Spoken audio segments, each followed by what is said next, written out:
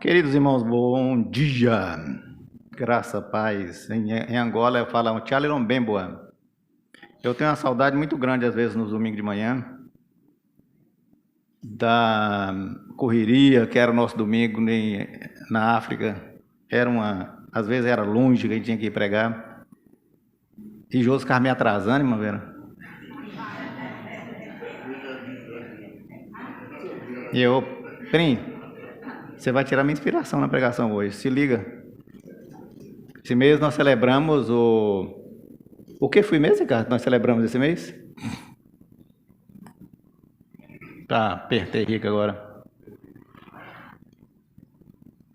O que nós celebramos esse mês? Páscoa. Cristão não celebra Páscoa. Tá vendo como é que eu peguei vocês?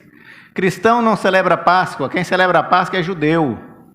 Povo judeu que celebra Páscoa. Jesus, quando veio, tirou esse negócio de celebração de Páscoa e instituir. Por isso que todo mês a gente faz aqui a ceia do Senhor, porque cristão não celebra a Páscoa. Cristão celebra a ressurreição de Jesus através da ceia.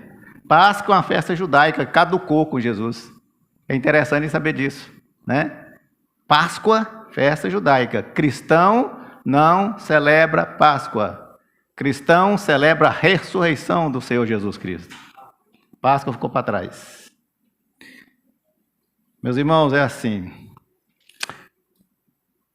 É verdade que cada área do conhecimento humano, vocês vão concordar comigo nisso? Por isso que nós vamos falar hoje sobre esse tema tão relevante das Escrituras Sagradas, redenção, triunfo absoluto da esperança. Sem redenção, nossa fé seria atrás de vida, irmão Antônio. Nula é a redenção que nos faz ter esperança. Vocês repararam que cada área de conhecimento humano, as pessoas têm uma forma própria de expressar, né?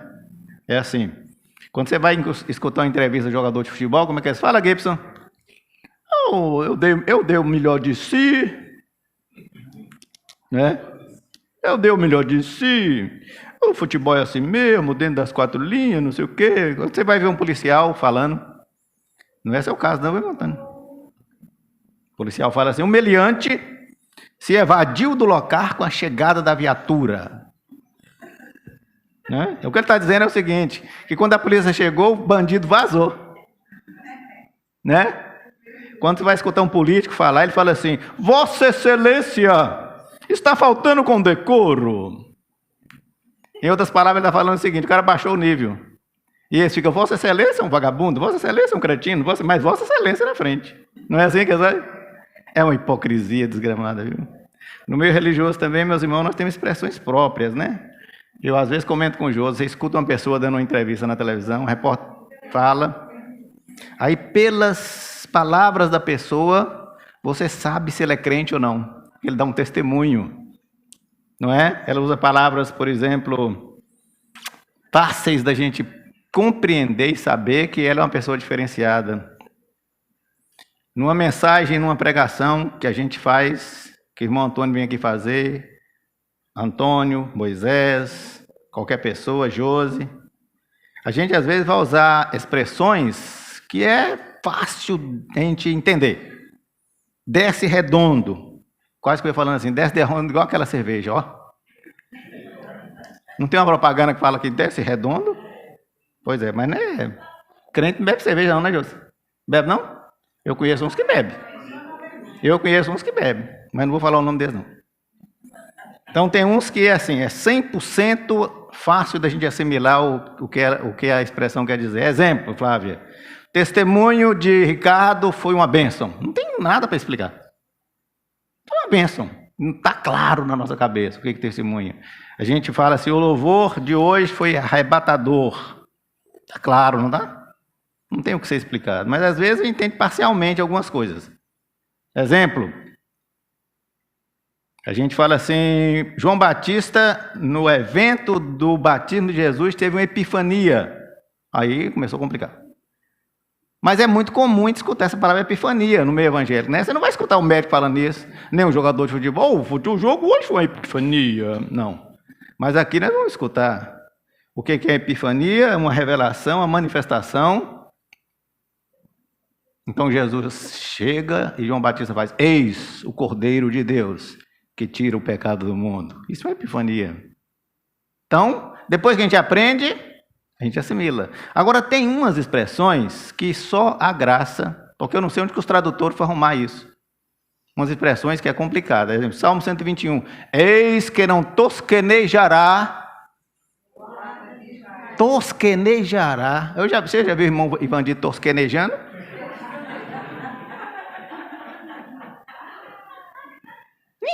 Ninguém. Eu nunca vi uma pessoa falando na vida que o fulano de tal está cochilando, está dormitando. Tosquenejará. Já pensou? Onde que esse camarada foi arrumar essa palavra, né? Para confusão. Em vez de ter colocado lá, eis que não cochilará. O hino 328 do cantor cristão, sossegai, belo hino. As ondas atendem ao meu mandar, sossegai, sejam encapelado mar.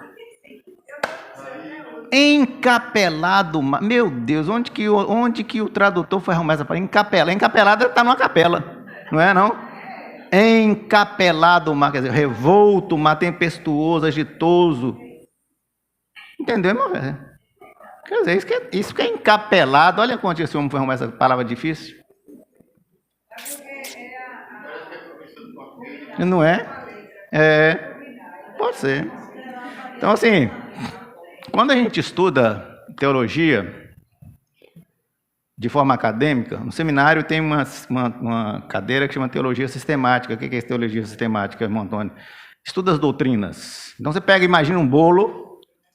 Esse bolo é a teologia sistemática. Você fatia o bolo em vários pedaços. Então, você vai ter vários estudos de várias doutrinas. Por exemplo, a doutrina dos últimos tempos. Chama-se, academicamente, de escatologia. Eu, às vezes, falo com o Mário que se tem uma coisa que eu não gosto de discutir é a escatologia, porque coisa do futuro só Deus sabe. Então, mas tem muita gente que quer saber efetivamente o que é o futuro. E o Apocalipse está cheio disso. Mas tem a ciência que estuda o pecado,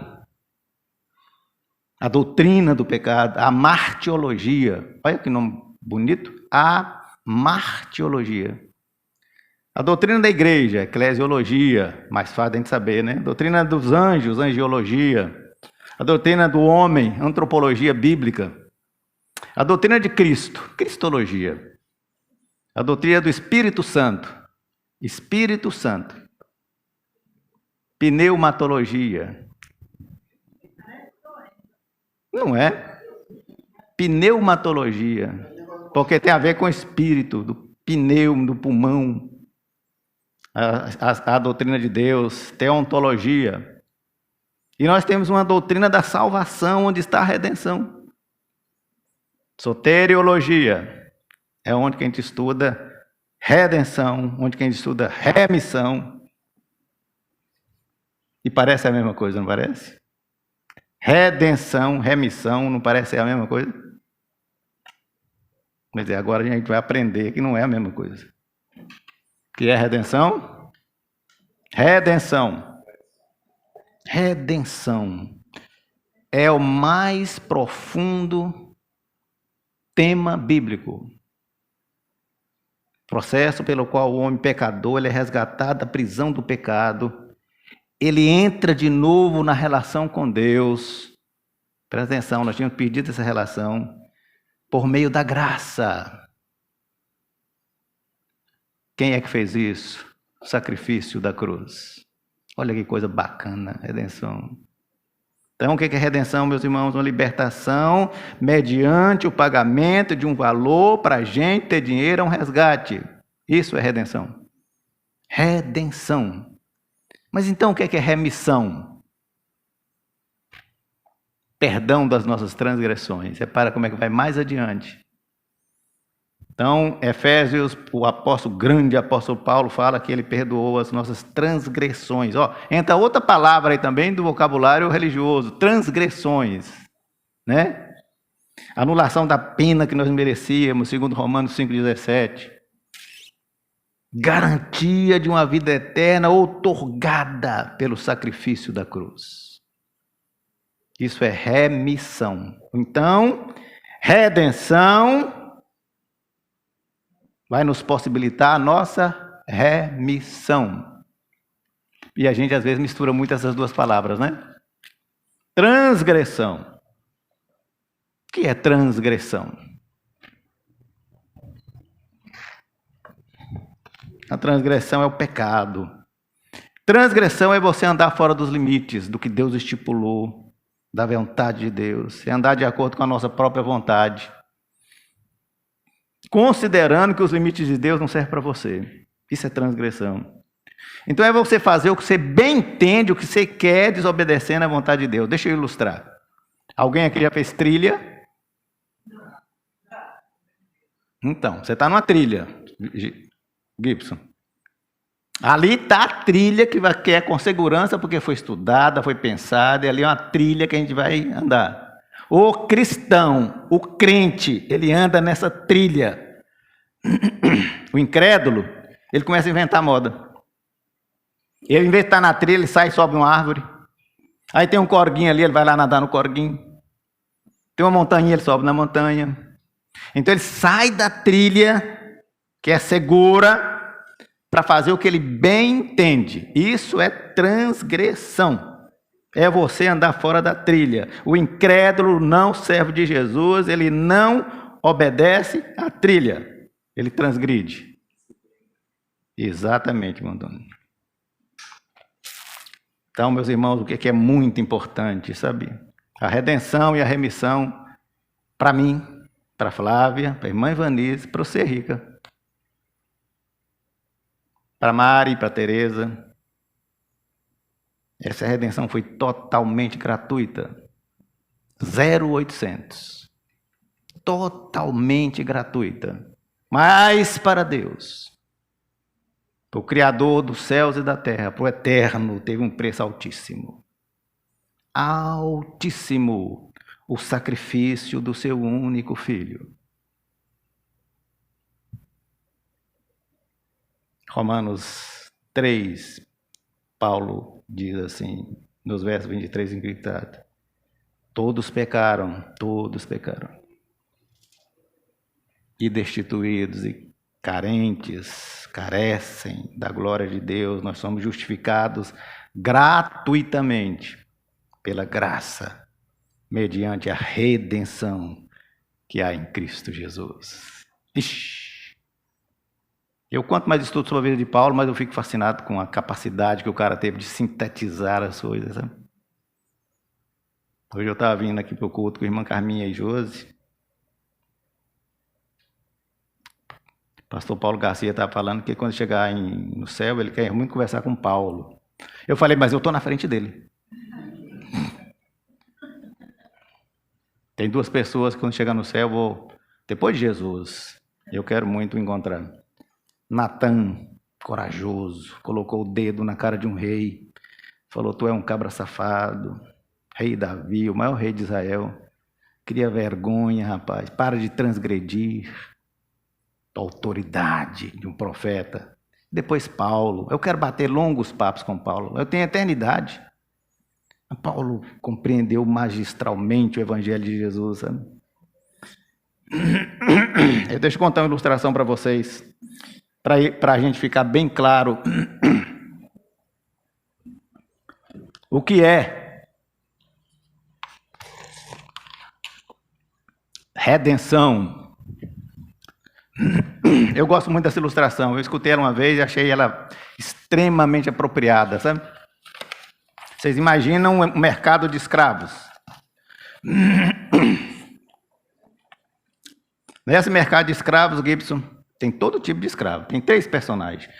Tem um vendedor de escravos, tem um comprador de escravos e tem os escravos lá para serem comercializados. Os escravos a serem ofertados é de todo tipo. Porque no nosso imaginário, principalmente do Brasil, que foi um país altamente escravagista, a gente pensa que escravo tem que ver com negritude. Não.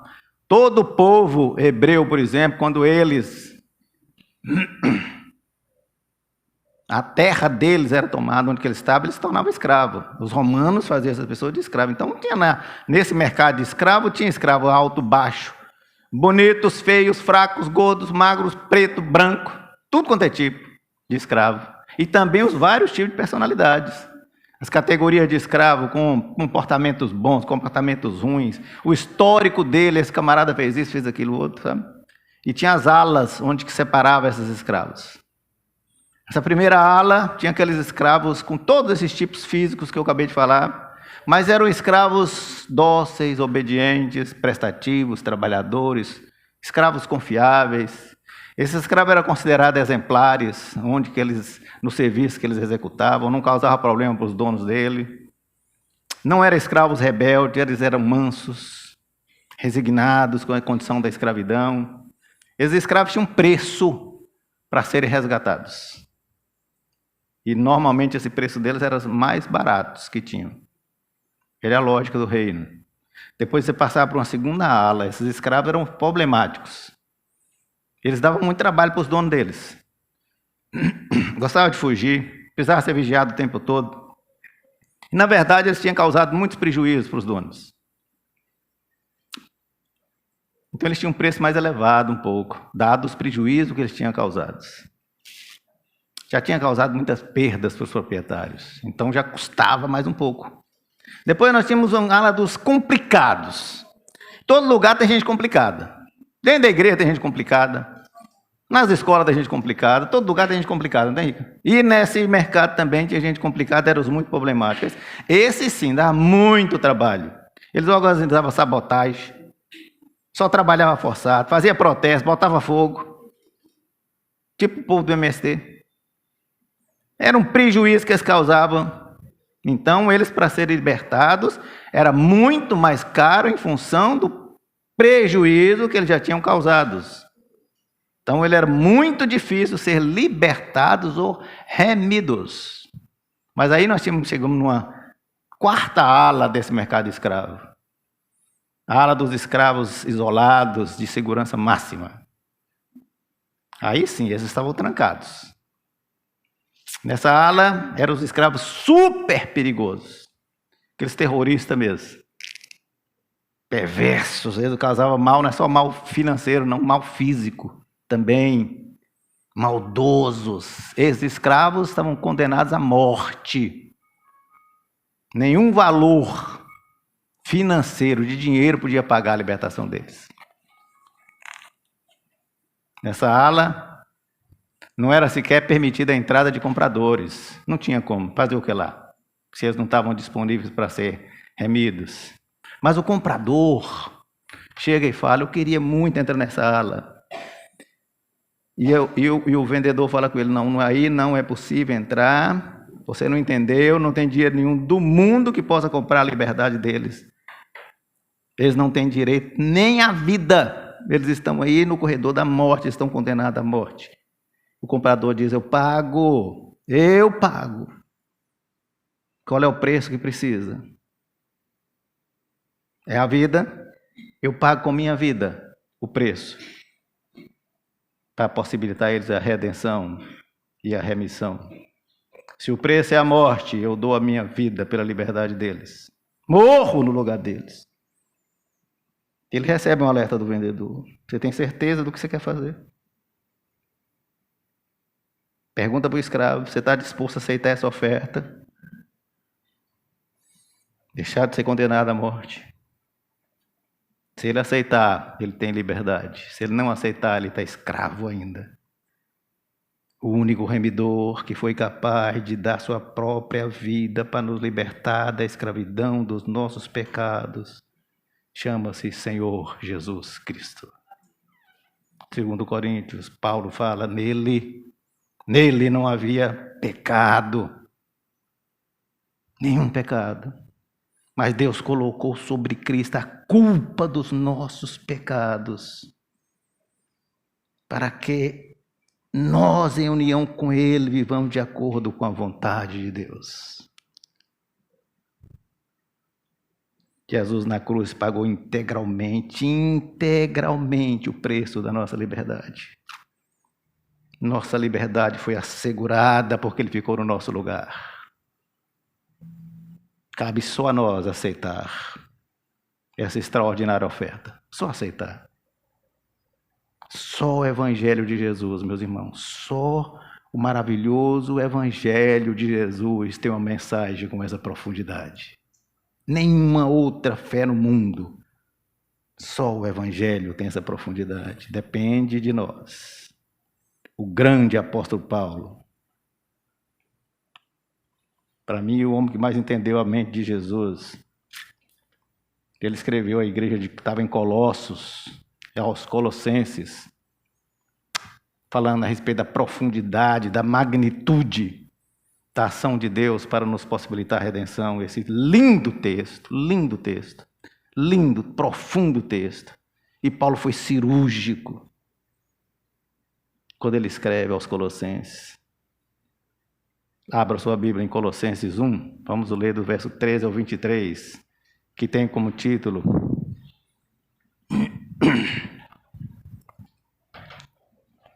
Excelência da pessoa e obra de Jesus. Preste atenção nesse Colossenses 1, de 13 a 23.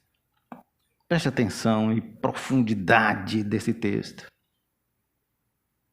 Ele nos libertou do império das trevas, nos transportou para o reino do Filho do seu amor. Olha que coisa maravilhosa. No qual temos a redenção, a remissão dos pecados. Este é a imagem do Deus invisível, o primogênito de toda a criação. Pois nele foram criadas todas as coisas, nos céus e sobre a terra. As visíveis, também as invisíveis. Sejam tronos, sejam soberanias, quer principado, quer potestade, tudo foi criado por meio dele, para ele. Ele é a cabeça do corpo, da igreja. Preste atenção. Jesus é a cabeça do corpo, da igreja. Ele é o princípio, o primogênito entre os mortos, para que todas as coisas tenham primazia. Porque aprove a Deus que nele residisse total plenitude, total, Gibbs.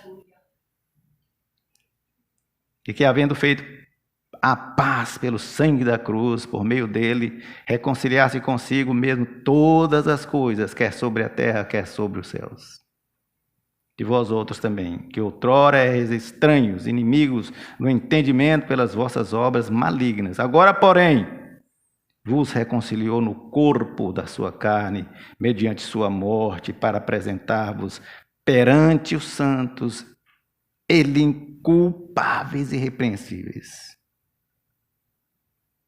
Agora Paulo fala, no entanto, se a gente permanece na fé, alicerçado firme, não vos deixando afastar do evangelho, da esperança do evangelho que ouviste, que foi pregada a toda criatura debaixo do céu, do qual eu, Paulo,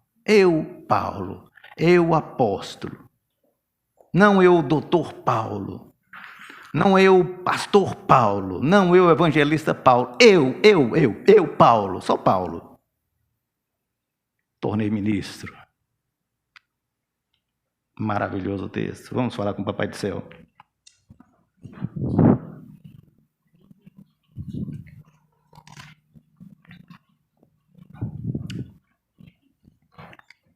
Continue, Senhor Deus, falando aos nossos corações nessa manhã, como eu já tenho falado, através dos cânticos,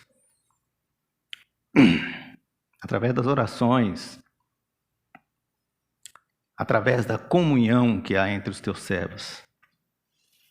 Fale agora aos nossos corações, Senhor Deus, para que nós saiamos daqui a pouco, pessoas melhores do que quando nós chegamos.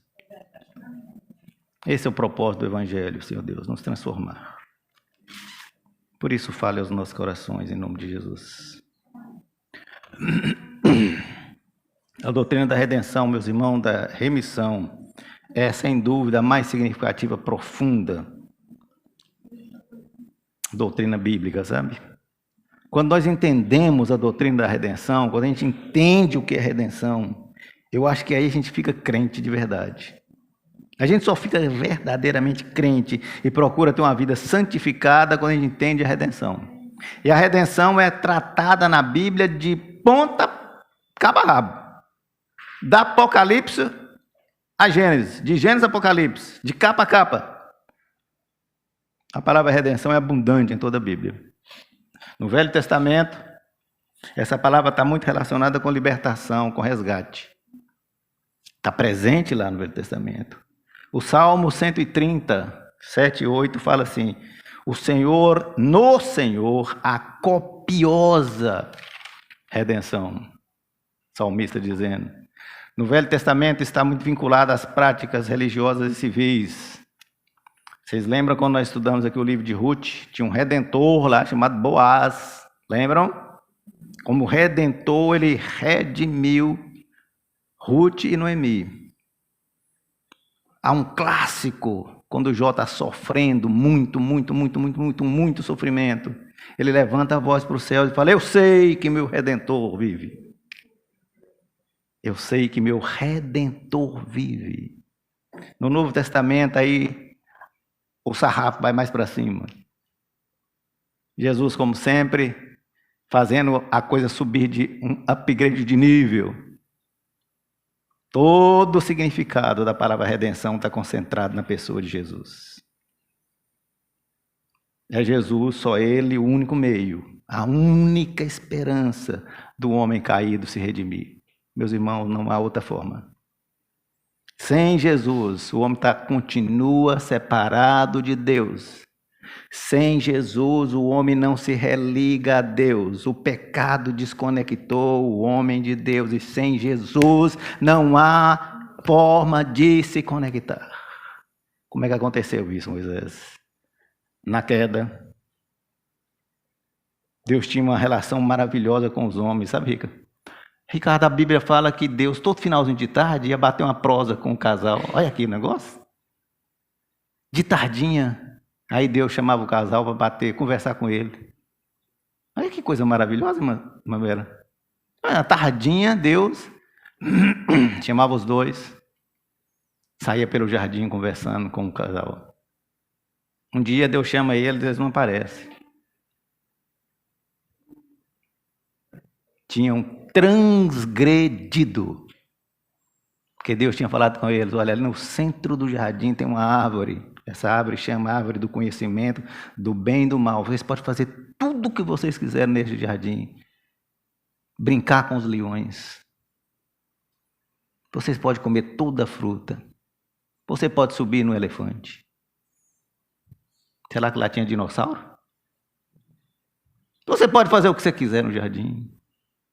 Mas daquela árvore do bem e do mal não comam. Pois você acredita, irmão Antônio, que a criatura feminina caiu na conversa do tinhoso. E ele virou e falou assim: olha, isso é conversa fiada dele. Se você comer daquela frutinha ali, você vai ficar sabido igual Deus. Será? Ela caiu na conversa. Aí falou com o marido dela: toma um pedacinho. O idiota cai na conversa também. O resultado, meus queridos irmãos, foi desastroso. Eles transgrediram e se separaram de Deus pela desobediência. Meus queridos irmãos, nesse momento, nós morremos para Deus. Presta atenção na expressão. Quando a gente perde a comunhão com Deus, a gente está literalmente morto. Morto. Como é isso, Moisés? Quer dizer que a pessoa sem Jesus é um morto-vivo? Exatamente. A pessoa sem Jesus está viva fisicamente, mas está morta espiritualmente. E por que a gente fala que é morto espiritual? Porque é fácil de entender isso, meus irmãos. Porque o homem, ele é um ser espiritual. O ser humano é um ser espiritual e a gente experimenta experiências humanas. Presta atenção nisso. Nós somos seres espirituais e aí nós experimentamos coisas humanas. A gente come, a gente alimenta, a gente namora, a gente faz tudo. Experiências humanas, mas nós somos espirituais. Não é o contrário. E tem gente que pensa assim, que nós somos seres humanos vivenciando experiências espirituais, arrebatou, fiquei arrebatado. Não, meus irmãos, nós somos seres espirituais. É o contrário. Quando o homem peca, ele fica separado de Deus. E ainda lá no princípio, o amor de Deus é tão insondável, Gibson, que ele já começa a preparar a redenção nossa. Grande apóstolo João fala que Jesus estava com Deus no princípio era o verbo estava com Deus, o verbo era Deus. Jesus estava lá no começo. E aí vem a primeira referência sobre Jesus na Bíblia. Ele, da descendência da mulher, virá aquele que ferirá a cabeça dessa tinhosa serpente. Lá ainda no Éden. Depois, lá na Páscoa judaica, vem uma grande promessa. E mais significativa referência sobre Jesus. O Cordeiro de Deus, que tira os pecados do mundo. Na 10ª praga, eles precisavam preparar um cordeiro imaculado, sem mancha, puro, pegar o sangue desse cordeiro, passar nos umbrais da porta. Lembram? Para poder nos dar a libertação do povo do Egito. Primeira referência de Jesus apontando para a cruz de Cristo. João Batista vai e fala, Jesus aponta lá, vindo, andando, João Batista vira, eis o Cordeiro de Deus, que tira os pecados do mundo. Redenção, meus irmãos, é devolver ao homem caído, miserável, separado, danado, a possibilidade de ter vida novamente. Por isso que Jesus disse para Tomé, eu sou o caminho, Tomé. Eu sou a verdade, Tomé. Eu sou a vida, Tomé. Eu sou o caminho, sou a verdade, sou a vida. João, na sua primeira epístola, deixa claro isso. Quem tem o Filho tem a vida. Mas quem não tem o Filho está morto. Estamos mortos sem Jesus. Então Deus concentra em Jesus, sabe? Toda a perspectiva da nossa relação de novo com Ele desde a queda do Éden. É por isso que Ele nos libertou do império das trevas. Ele nos tirou da condenação. Meus queridos, Teresa, não interessa, Teresa, não interessa o que nós aprontamos, o que nós provocamos. Não interessa o tamanho da nossa transgressão, dos delitos que nós cometemos. Não interessa. Ele nos liberta, sabe, meus queridos? Não interessa o que nós fizemos, o que nós aprontamos no passado. Não interessa, Ele nos liberta.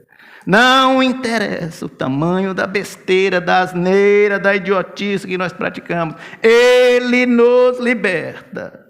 Porque está nele todo o poder para nos tornar livres, livres, livres, livres. Em Jesus. Nós somos livres. Livres.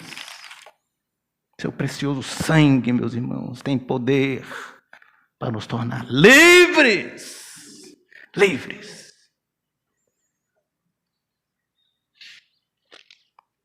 Eu amo muito uma casa de recuperação que tem lá em Fortaleza.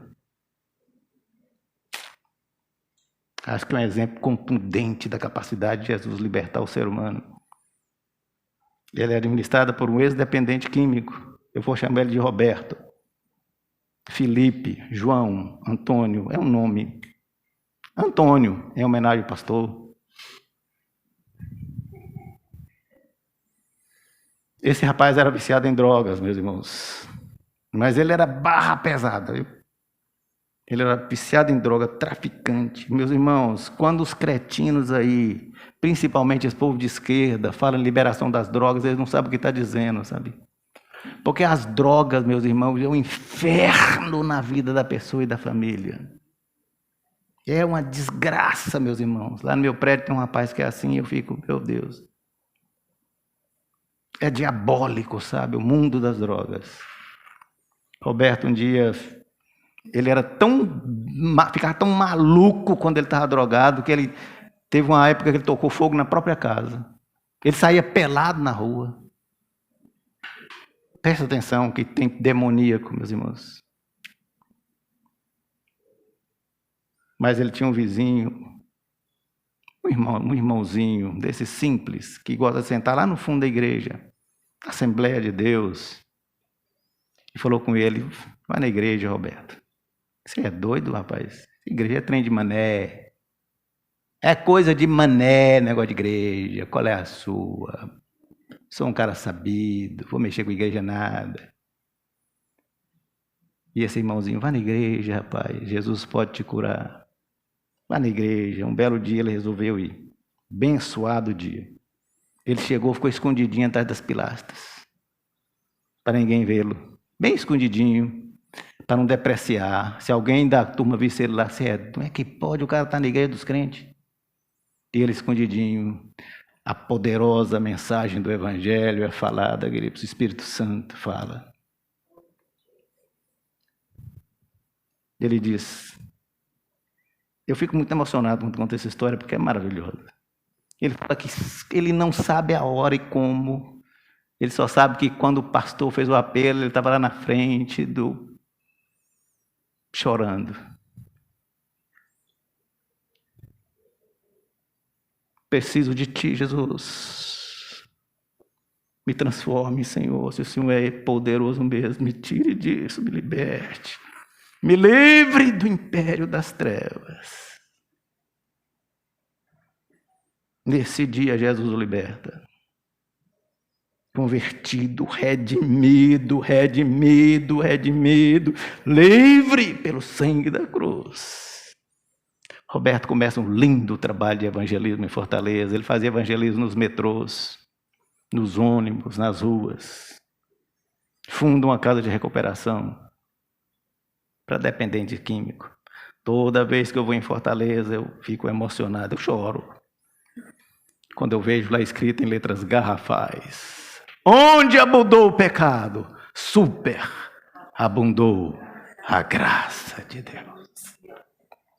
Só Jesus, só o maravilhoso evangelho da cruz tem um poder para libertar-nos do império das trevas, meus irmãos. Não interessa o tamanho do abismo que nós estamos, não interessa. Ele nos liberta do império das trevas, porque há poder no nome do Senhor Jesus. Há poder. E depois dele nos libertar, nos redimir, ele nos transporta ao reino do seu amor. Meus irmãos, quando nós somos pecadores, imundos, nós somos fedorentos, nós cheiramos mal, sabe? Nós fedemos, nós temos uma caatinga do pecado na vida da gente. Mas quando Jesus entra na nossa vida, entra um aroma, um perfume cheiroso, chamado testemunho. Esse dia eu fiquei tão feliz com uma coisa que aconteceu com minha digníssima esposa. Nós estávamos no supermercado e eu não sei por qualquer motivo, acho que eu esqueci. E a gente estava conversando com o caixa, não sei o que, no caixa. Aí de repente eu acho que eu esqueci o cartão, a carteira, alguma coisa assim, e Josi foi lá buscar no carro para mim. A moça virou para mim e falou assim comigo: que menina, que senhora diferente, né? Como é que ela é? Pessoa de bem, que você não precisa conversar com ela, que você sabe que é. Um dia eu vou chegar na estatura de Dona Josi. Exala o perfume de Jesus.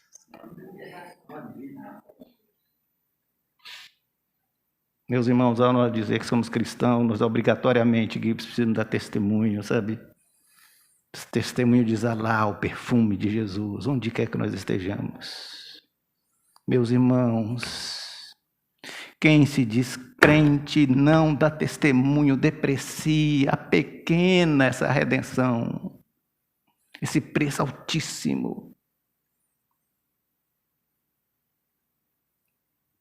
Não é pequeno o evangelho de Jesus, ele é muito precioso. Testemunho onde que você estiver. Seja diferente. A redenção nos liberta de duas coisas, Teresa, complicadas. da culpa e da vergonha. A gente também é duas palavras que a gente mistura muito. O que é culpa, meus irmãos? É aquele sentimento que incomoda a gente, que a gente fez alguma coisa errada. Eu fiz uma coisa errada, fico incomodado, fico culpado. Mas a culpa nos faz uma coisa muito favorável, que é nos levar ao arrependimento. E o arrependimento, quando você o tem, você se torna uma pessoa melhor. Que negócio bacana. Então, meus irmãos, culpa, Josi, culpa, é por espírito, que a dor é por corpo. Eu estava pensando essa semana, falei assim, caramba, velho, eu sinto dor de cabeça 24 horas por dia. É igual a dor é para minha cabeça, a culpa é quando a pessoa está com ela. Culpa é alguma coisa que você fez, que você acha que é muito ruim, é horrível. Eu fiz uma coisa muito ruim. Isso é culpa. Vergonha é quando esse sentimento, mesmo depois de você ter arrependido, ele continua em você. Você se arrependeu. Então você se sente ainda indigno. Você se sente, é um sentimento que corrói a gente. Então, em vez de você falar assim, eu fiz uma coisa horrível, você fala assim, eu sou uma coisa horrível.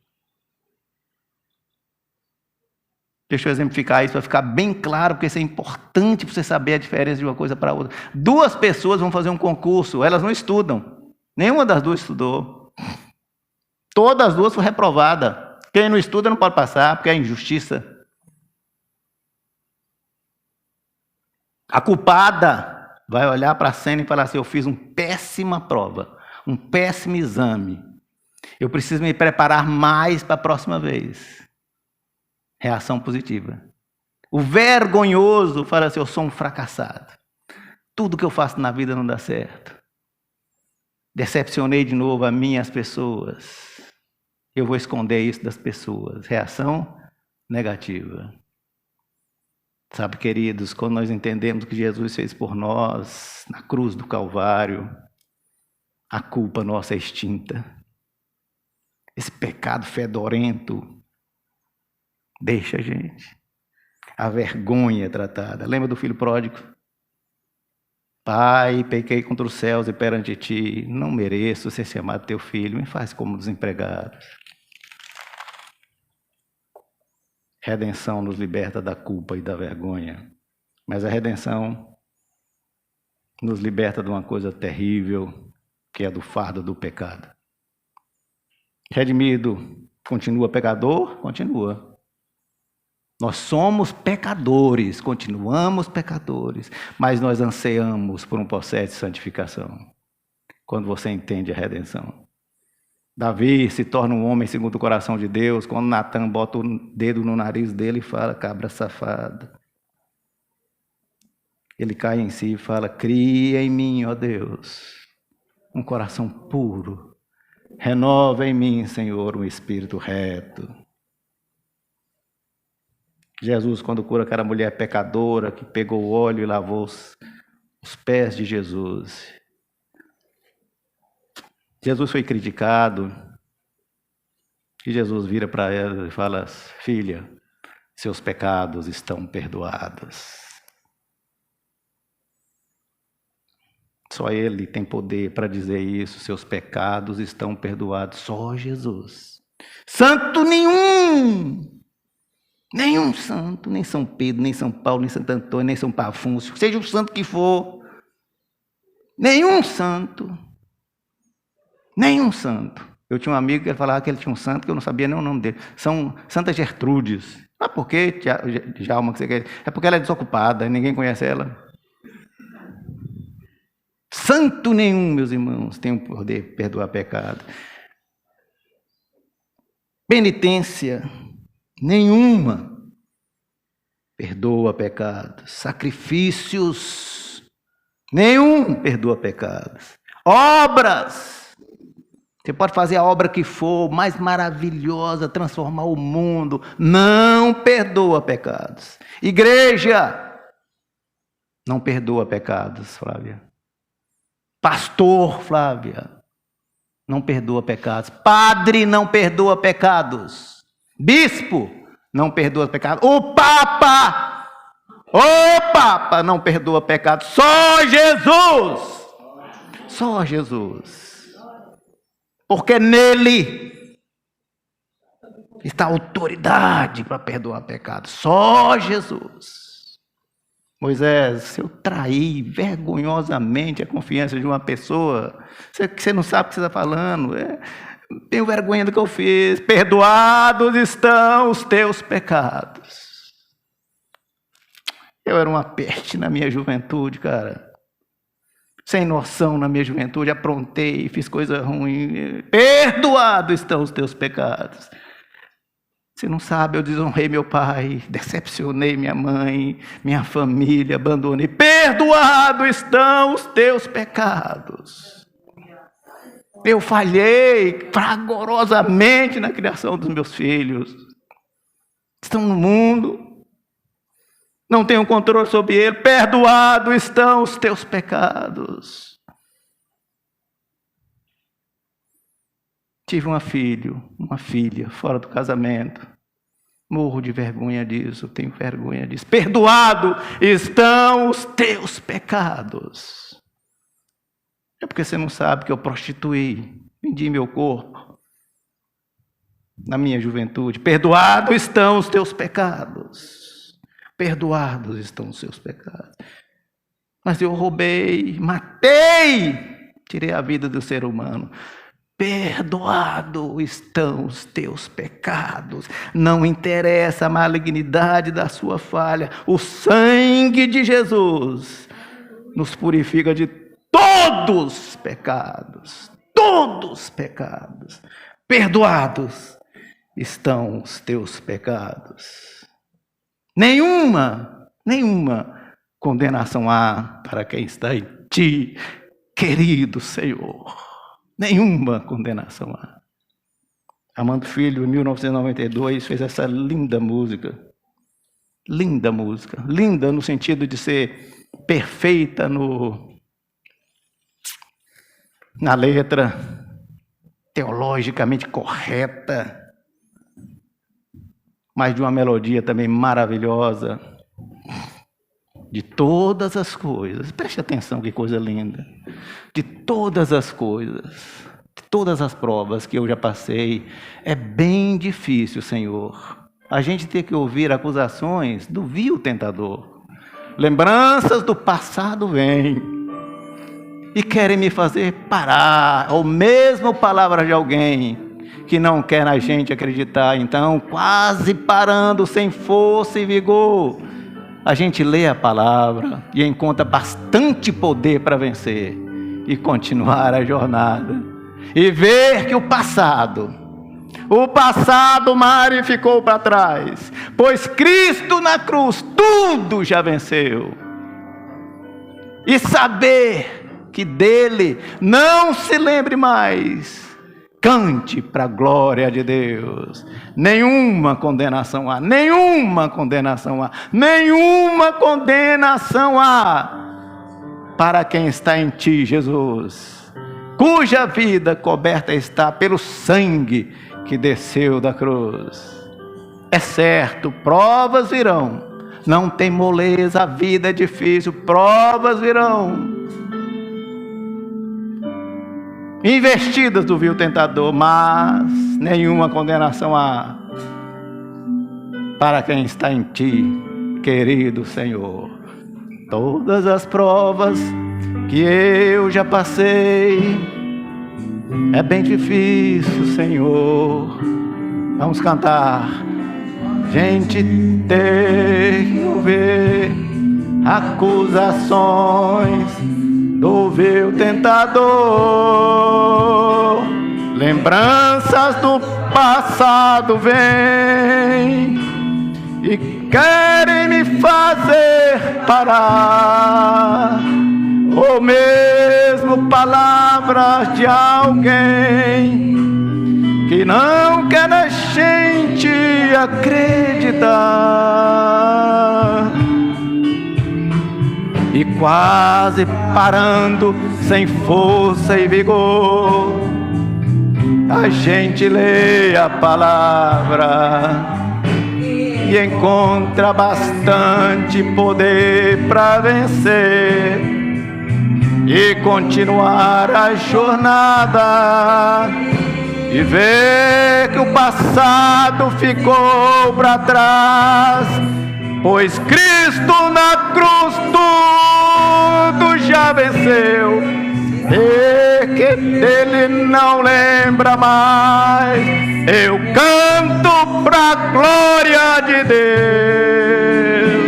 Nenhuma condenação há, meus irmãos, nenhuma condenação há para quem está em ti, Jesus, cuja vida coberta está pelo sangue que desceu da cruz.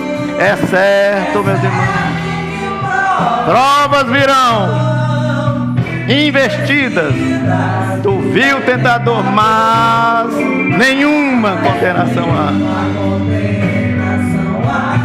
para quem está em ti.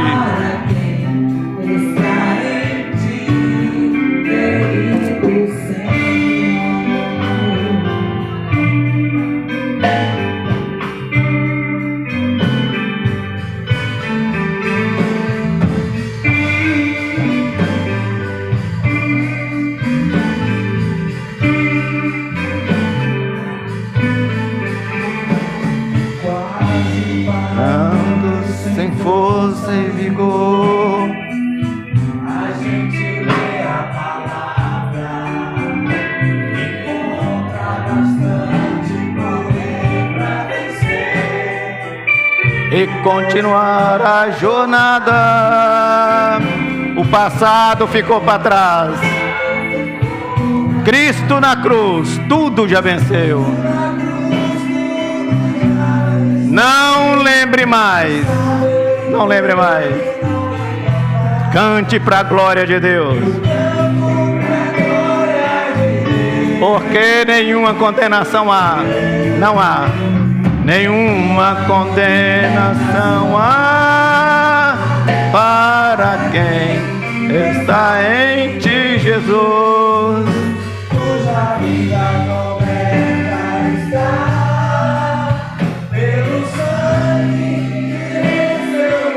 Provas virão, provas virão. Vai ter investida do Satanás, mas nenhuma condenação há, não há. Nenhuma condenação há para quem está em ti, querido Senhor. Querido Senhor, querido Senhor.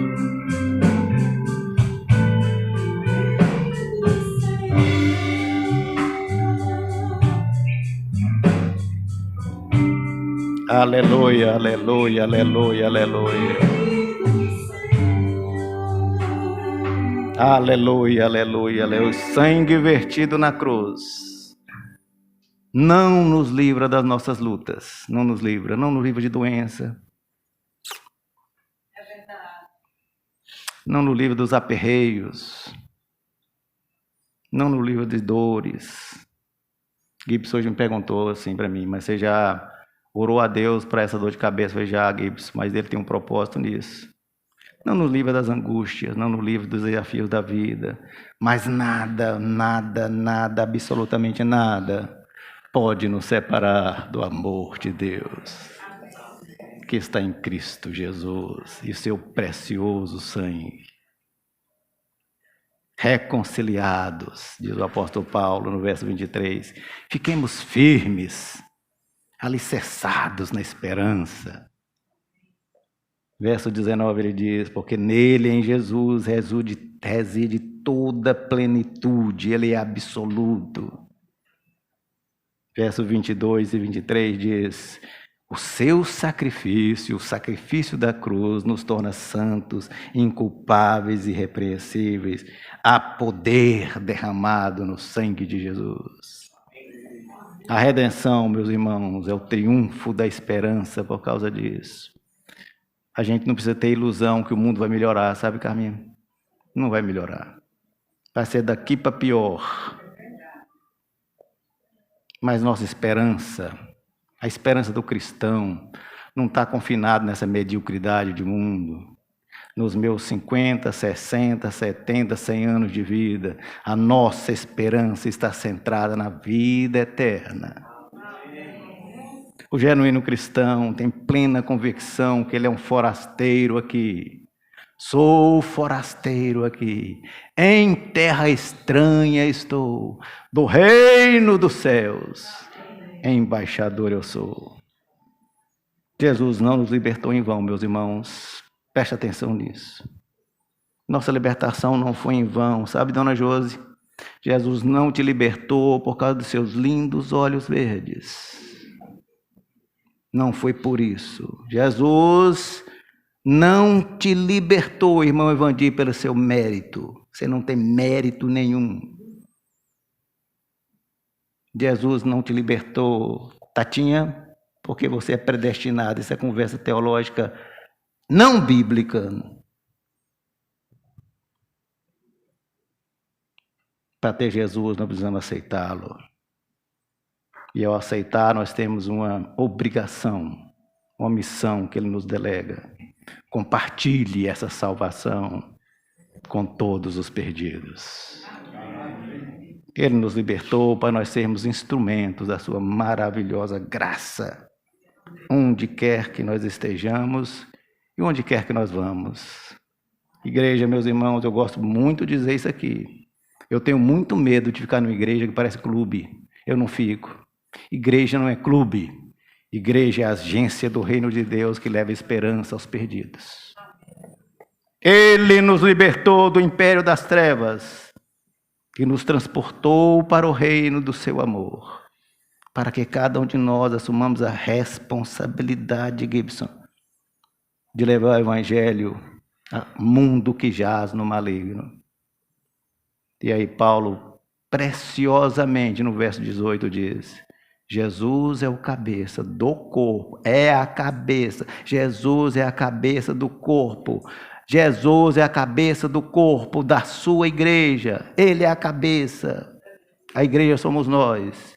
E cabe cada um de nós propagar, difundir, levar essa maravilhosa evangelho a toda criatura.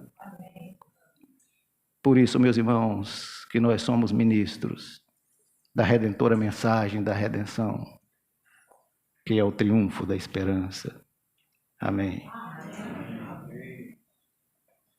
Obrigado, Deus querido, por sua palavra maravilhosa, bendita. Obrigado por esse plano maravilhoso da redenção. E nos use, Senhor Deus, como instrumentos dessa maravilhosa graça na vida das pessoas perdidas.